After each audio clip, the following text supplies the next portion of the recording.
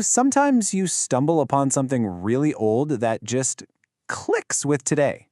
We're about to look at an ancient text that feels like it was written for our time. It's like it's diagnosing the anxiety and the feeling of being overwhelmed that so many of us are dealing with. Let's see what it has to say. So let me just ask you, straight up, do you ever feel pulled in a million directions? A little on edge, maybe? Just sort of lost in all the noise of modern life? It's that low-key hum of anxiety that seems to be in the background for a lot of us. Well, it turns out this feeling is nothing new. Picture this. Thousands of years ago, a group of sages are gathered together. They're looking out at their world, and they see something that looks a lot like ours, an age of, well, profound disturbance. And the questions they were asking, wow, they could have been asked yesterday. And here it is, straight from the source, an ancient text called the Śrīmad Bhāgavatam. That list of symptoms sounds pretty familiar, right? Quarrelsome, lazy, misguided, but it's that last word, the one that sums it all up, that really hits home, disturbed. The text actually gives this era a name, the Iron Age of Kali. So what I want to do now is break down this ancient diagnosis piece by piece and really see just how well it might describe our own world. Okay, so they zeroed in on 6 main things. People have shorter lives. They're quarrelsome. They're lazy. And not just, can't get off the couch lazy, but spiritually lazy. Meaning we kind of neglect our own inner well-being. On top of that, we're misguided, unlucky, and, like we saw, just generally and constantly disturbed. This isn't just a random checklist. It's a complete picture of the human condition in this specific age. But here's where it gets really interesting.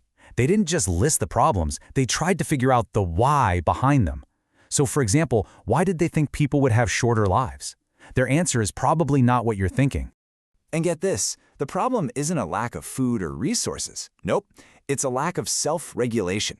The text points its finger directly at our irregular habits, eating too much, chasing after every little pleasure, and getting caught up in these artificial standards of living that just totally burn us out. So what about all that other stuff, the feeling of being misguided and disturbed? Well, the text basically describes a perfect storm. We've got an education system that doesn't teach us about who we really are. We're constantly bombarded with distractions, an ancient version of the attention economy. And our minds are just full of anxiety because we're pulled in so many directions. When just getting more stuff becomes the goal of civilization, it can leave us feeling empty and pretty unsettled. Okay, so the diagnosis seems pretty spot on. But then the sages point out another huge problem, one that feels so modern. It's like, even if you know you need a change and you want to find a solution, where do you even start? The path itself seems incredibly complicated. Can you relate to this? The text talks about just tons of different scriptures, all with their own rules, their own duties. You'd need a lifetime or more to get through it all. It is the ancient equivalent of information overload. It's like having 1,000 tabs open in your browser. You get so overwhelmed you just freeze. So you've got this fork in the road. On one side, you have the traditional path. Read everything, do everything, a process that takes forever. And honestly, who has that kind of time, especially in this age? But on the other side, you see what the sages are asking for, and it's so simple, so elegant. Just give us the essence, something practical, something for everybody that can bring real satisfaction right now.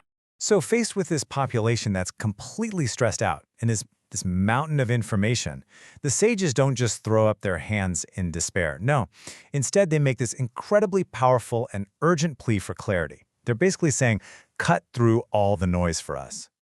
Just listen to the power in that request. Select the essence for the good of all. They're not looking for some secret knowledge for an elite few.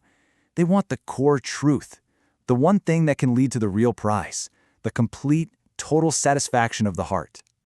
Okay, so when they say satisfaction of the heart, what are they really talking about?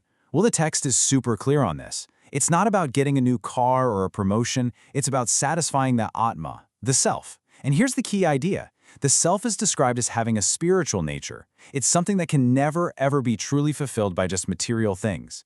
And maybe that feeling of being disturbed all the time comes from trying to fill a spiritual hole with material solutions. And that brings everything full circle, right back to us, right now. That plea from thousands of years ago, wow, it feels like it could have been posted online this morning. In our own age of constant information and distraction, what does finding the essence even mean for you, for me? What would it actually take for our own hearts to be fully satisfied? That's a huge question. and definitely one worth sitting with.